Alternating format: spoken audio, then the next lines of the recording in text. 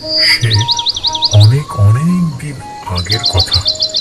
এক জঙ্গলে বাস করত একটি টুনি ও তার দুইটি ছানা। টুনি তার ছানাদের নিয়ে খুব সুখে দিন কাটাচ্ছিল, কিন্তু একদিন টুনির বাসার উপর নজর পড়ল একটি পাজি শিয়ালের। আরে বাহ, এত দেখি টুনির বাসায় দুটো ছানা আছে। যাই, টুনিকে বোকা বানানোর চেষ্টা করি। ও কি নাদুস নদুস ছানা, আমাকে আজ খেতেই হবে। টুনটুনির পাখির মাংস কত নরম আর সুস্বাদু হয়, তা কেবল খেলেই টের পাওয়া যাবে। আমাকে খেতেই হবে ওর ছানা দুটোকে আজকে।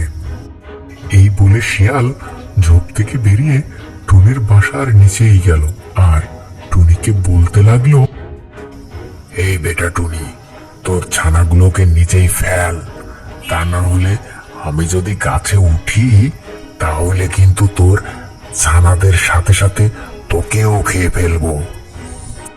কেন, তুমি কি বানর নাকি সাপ যে গাছে উঠবে? তুমি তো একটা শিয়াল, তুমি কিভাবে গাছে উঠতে পারো? আমাকে কি বোকা পেয়েছো নাকি যে তোমার ভয়ে আমি আমার ছানাদেরকে নিচে ফেলবো? ক্ষমতা থাকলে উপরে আসো, উপরে এসে আমার ছানাদেরকে খেয়ে যাও। এখনো সময় আছে, তোকে ভালো করে বলছি, ভালোই ভালোই তোর ছানাদের নিচেই ফেল, তা না হলে সত্যি সত্যি তোর বাসার উপরে উঠে যাব। তখন তোর ছানাদের সাথে তোকেও খাবো। বললাম তো, যদি পারো তাহলে আমার বাসায় উঠে এসো, উপরে এসে দেখি কেমন করে আমার ছানাদের খেতে পারো। না, ভেবেছিলাম টুনিকে বোকা বানিয়ে ওর ছানাদের খাবো, কিন্তু বেটা তো দেখছি সবই জেনে গেছে। টুনির গাছটা যথেষ্ট চিকন, এই গাছটা আমি যদি ঝাঁকাতে শুরু করি তাহলে বাচ্চাগুলো উপর থেকে নিচেই পড়বে আর আমি তখন ওর বাচ্চাদের খেতে পারবো। এই বলে পাজি শিয়াল টুনির গাছটা ঝাঁকাতে শুরু করে। জোরে জোরে ঝাঁকুনির ফলে টুনির বাসা থেকে তার ছানা দুটি নিচে পড়ে যায় আর দ্রুত শিয়াল ছানা দুটি খেয়ে ফেলে।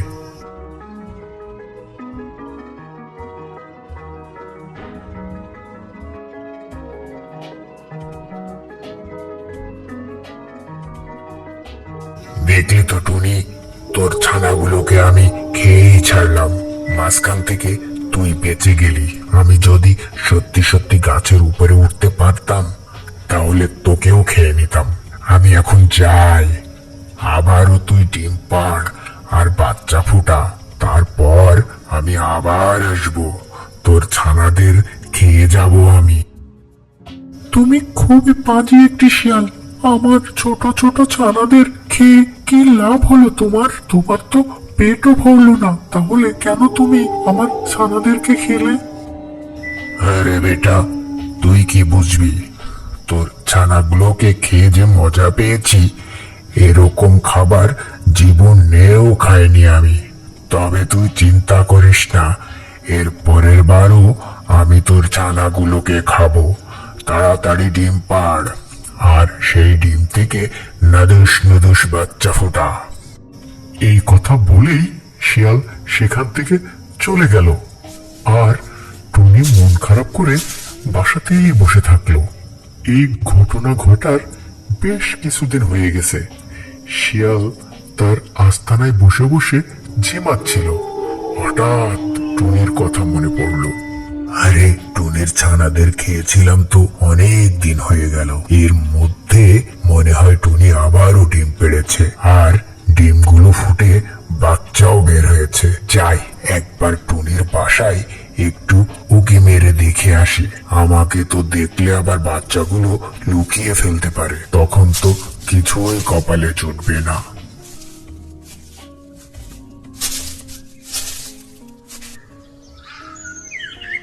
এই বলে শিয়াল গেল টুনির বাসায়। আর এদিকে টুনি আরো দুটি ছানা ফুটিয়েছে। আগের মতোই টুনি তার ছানাগুলোকে পাহারা দিচ্ছিল। দুষ্টু শিয়াল ঝোপের আড়াল থেকে দেখলো টুনির বাসায় আগের মতোই নাদুস নুদুস দুইটা ছানা।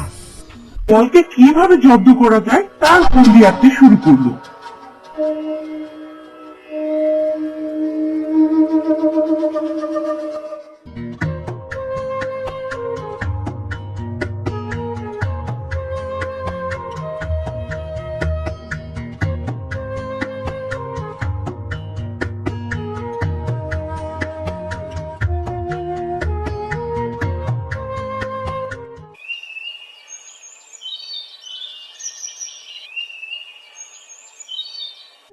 সকাল হতে না হতেই শিয়াল টুনির বাসার দিকে আসতে লাগলো, আর সাথে কাকও ছিল।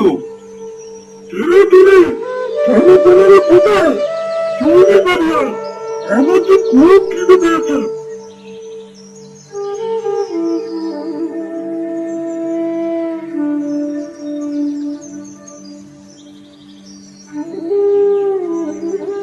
আইসো আইসো শিয়াল মামা, এখানে এসে আমাদেরকে খেয়ে যাও।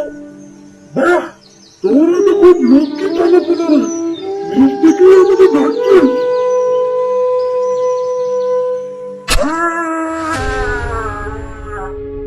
গর্তের ভিতরে কাটা গাছ দিয়ে ভর্তি ছিল, সেখানে শিয়াল পড়ার সাথে সাথে মারা গেল।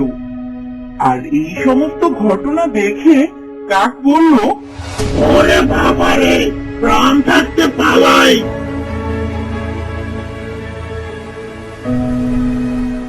যা, অবশেষে এই অত্যাচারী শিয়ালের হাত থেকে বনের সব পাখিরা রেহাই পেল। তো বন্ধুরা, এই গল্প থেকে কি বুঝলে? অত্যাচারীরা কখনো দীর্ঘস্থায়ী হয় না, তাদের এক সময় না এক সময় পতন হবেই।